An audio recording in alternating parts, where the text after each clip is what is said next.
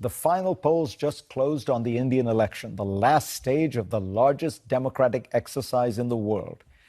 Indian elections always feature dazzling statistics about size and scale, but here's an unusual one. According to data released this week, almost 20% of the candidates running are facing criminal prosecution. That's right, nearly 1/5 of India's potential parliamentarians are accused of a crime, according to the accountability watchdog, the Association of Democratic Reforms. Now, many of these are not jaywalking or parking violations. They include murder, attempted murder, kidnapping. The proportion of candidates who are embroiled in criminal cases in India has steadily increased since 2009. But what is really shocking is not that such candidates are emboldened to run for office, it's that historically these suspected criminals tend to win. Almost 1/3 of the lower house's current parliamentarians are accused in criminal cases. In the last 3 national elections, on average, candidates accused of crimes have been almost 3 times more likely to win. Those are the findings of the recent book, When Crime Pays, by the Carnegie Endowment's Milan Vaishnav. Now, I should be clear, criminal prosecution is not conviction, but Indian courts are so backlogged, trials can drag on for a decade or more. Justice in India is slow-moving, and convictions are perennially deferred. The larger message is that India has long had a tradition of mixing crime and politics. Now, why does this happen?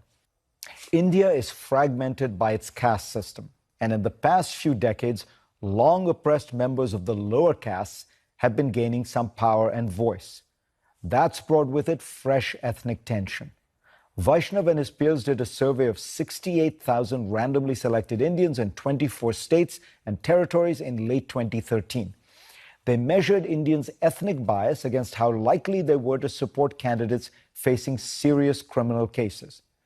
They found that in places with a high degree of ethnic tension, people were much more likely to support the accused in politics.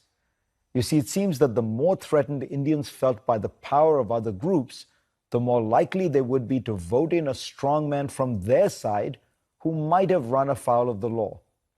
This is a clear case of tribalism trumping the rule of law. Voters may know a politician breaks the rules, breaks the law, but there's a perception that he does this for their side. Does this sound familiar? A majority of Americans believe that President Donald Trump committed crimes before his presidency, according to a Quinnipiac poll released this month. That includes almost all Democrats, but also 17% of Republicans, a group which still overwhelmingly supports Trump. In March, 1/3 of Republicans thought Trump was probably guilty of a crime before he became president. Perhaps some of those voters look at Trump the way Indian voters look at their leaders. He may be capable of doing bad things, but he'll fight for them. Groupthink and tribalism can undermine the rule of law in a poor country like India, or even in the richest land in the world.